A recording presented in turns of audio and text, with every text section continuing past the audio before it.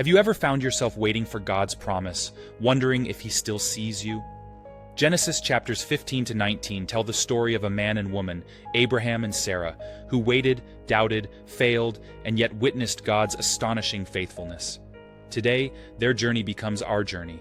Are you ready to see how God meets us in the midst of our waiting? Let's begin with Genesis 15, where God speaks to Abram in a vision, saying, "Do not be afraid, Abram. I am your shield, your very great reward." Imagine the weight of that promise in the midst of emptiness and childlessness. God's word comes not in abundance, but in apparent lack.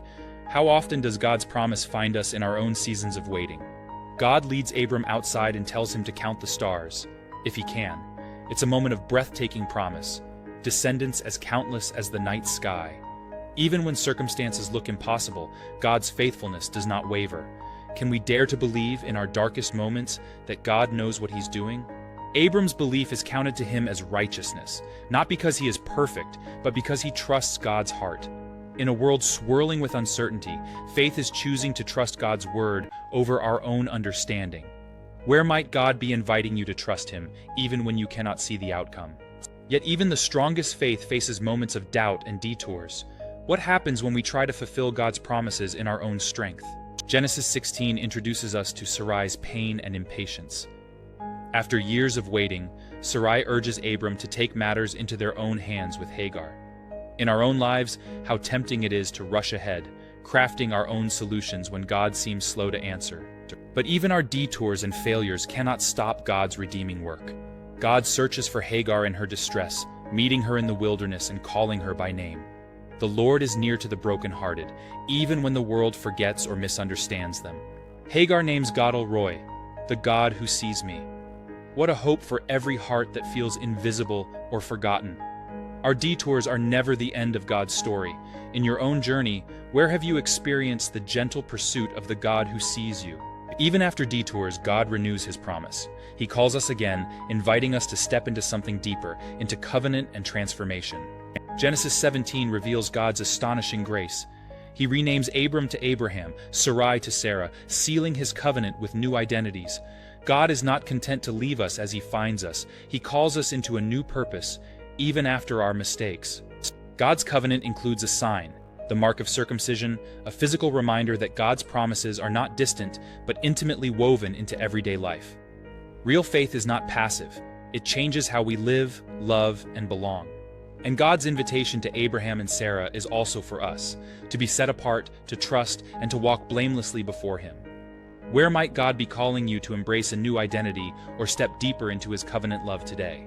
God's covenant is not only about personal blessing, it calls us to intercede and care for others, even when their path is broken or far from God. As we move to Genesis 18, we witness one of the Bible's most beautiful acts of intercession. Abraham pleads with God for Sodom, asking, "Will you sweep away the righteous with the wicked?" True covenant hearts ache for justice, mercy, and the salvation of the lost. God listens as Abraham appeals for mercy again and again. This is the God who invites our prayers, who welcomes every plea for our families, cities, and world. Do you believe your prayers can move the heart of God? Even when the world around us seems corrupt or lost, God seeks those who will stand in the gap. Will you be one who intercedes, who loves, who hopes for redemption even in the darkest places? Finally, God's justice and mercy meet in Genesis 19. Even amid judgment, God remembers and rescues those who trust Him, showing that His grace always makes a way. Genesis 19 is a hard story. God's judgment on Sodom, but also His mercy for Lot and his family. Even as fire falls, an angel grasps Lot's hand, urging, "Flee, don't look back." Sometimes God's grace rescues us when we cannot save ourselves.